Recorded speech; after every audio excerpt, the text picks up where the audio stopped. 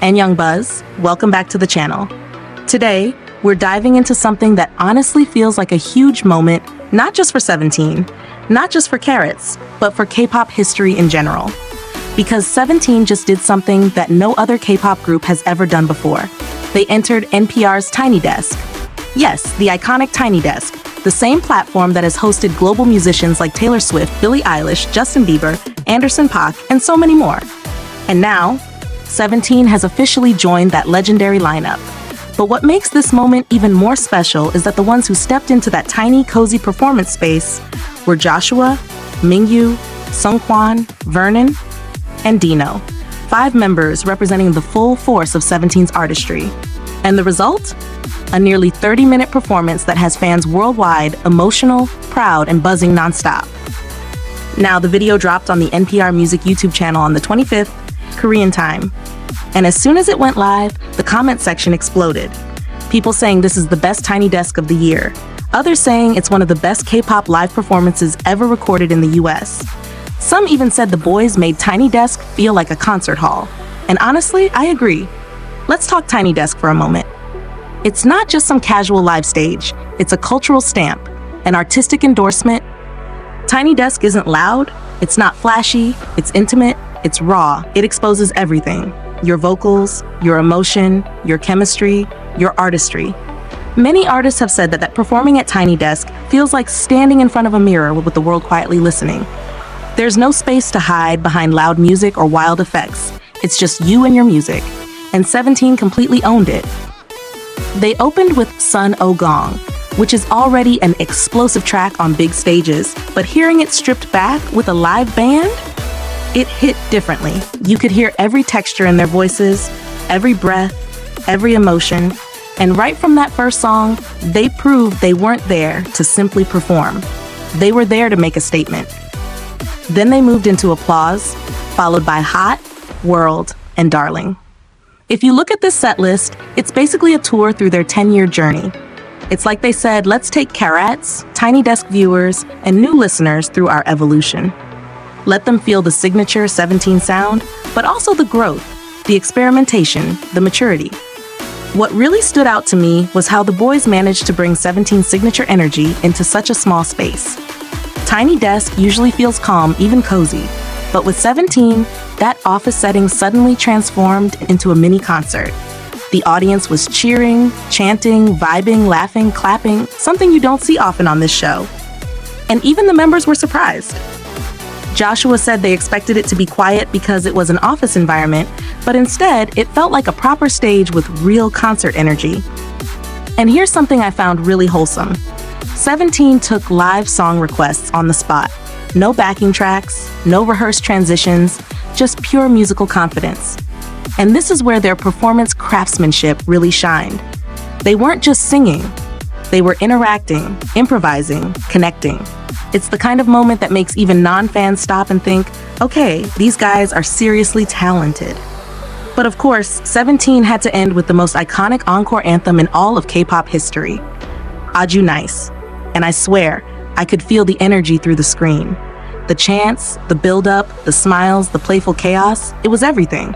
And watching a tiny office space explode into a mini festival for those few minutes, that's when you realize just how powerful 17 is as performers. They don't need a huge stadium, they don't need massive lights, they just need each other and their music. Now, let's talk about the deeper impact of this. 17 is the first K-pop group to ever step foot inside NPR headquarters for a Tiny Desk concert. That alone is huge. But what's bigger is what it represents. This performance wasn't just for fans. It reached an audience that might know little to nothing about K-pop. An audience that values vocal quality, live musicianship, and artistry. And 17 delivered all of those in one go. In a way, this performance might become a gateway. Think about all the casual NPR viewers who clicked on the video out of curiosity, only to find themselves blown away by the talent, humor, and charm of these 5 members. Tiny Desk has a history of creating viral moments that introduce artists to new demographics, and now 17 is part of that legacy. Let me ask you this. Where were you when you first watched the Tiny Desk performance? Were you streaming live? Did you accidentally come across it on your homepage? Did you watch it multiple times? Because I want to know how this moment felt for you. For many CARATs, this wasn't just a performance. It was emotional. It was validating. It was proof that 17's artistry continues to rise globally, even after 10 years in the industry. And speaking of their journey, can we talk about how surreal it is that 17 is celebrating a decade of music? 10 years of self-producing, reinventing themselves, balancing massive group performances with smaller unit showcases, evolving musically while maintaining their identity. This Tiny Desk setlist captured that perfectly. It wasn't just a playlist, it was a medley of memories. Another thing I appreciated was how relaxed the members seemed. They weren't trying to impress with choreography or visuals. Their presence alone carried the stage. You could see Joshua's calm confidence, Mingyu's charismatic warmth, Seungkwan's emotional power, Vernon's effortless cool, and Dino's youthful fire. And together, they created this harmony that felt both nostalgic and refreshing. Even the way they thanked the audience at the end felt genuine. They said they watched Tiny Desk often and never imagined they would be invited. But not only were they invited, they delivered a performance that will probably be remembered as one of the best episodes of the year. This is what I want to talk about with you. What does this Tiny Desk moment mean for 17's global presence moving forward? Because right now, they are in the middle of their world tour New. And on the 27th, they'll begin their run in Japan's major domes. That's a huge scale. And then here they are doing Tiny Desk, showing the world their versatility in the most intimate format imaginable. It almost feels like 17 is saying, we can do it all, big or small, stadium or office, we will always deliver. And they're right. I want to hear your take on their song choice too. Do you think Oh Gong was the perfect opener? Should they have added more B-sides? Did any performance surprise you? And of course, how did you feel hearing Aju NICE in such a tiny space? Personally, I think this performance will become a reference point for future K-pop appearances in Western media. It raises the bar. It shows the industry that K-pop isn't just synchronized dancing or high-budget visuals. It's musicianship, vocal power, stage presence, and genuine artistry. And this is something I want to highlight for newer fans.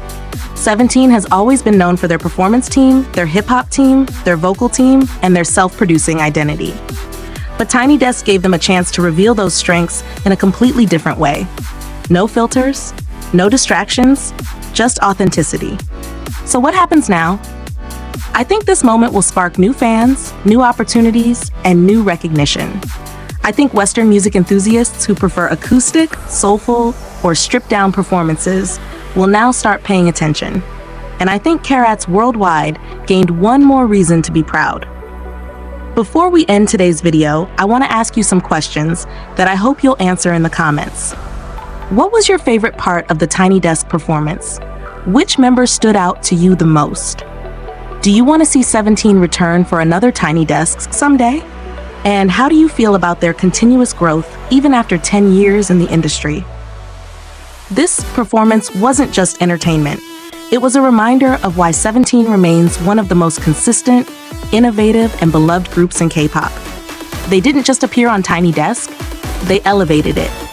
All right, CARATs and 17 fans, that wraps up today's deep dive. Let me know all your thoughts below. I'm excited to read your reactions, theories, and favorite moments. Until next time, Young Buzz, signing off.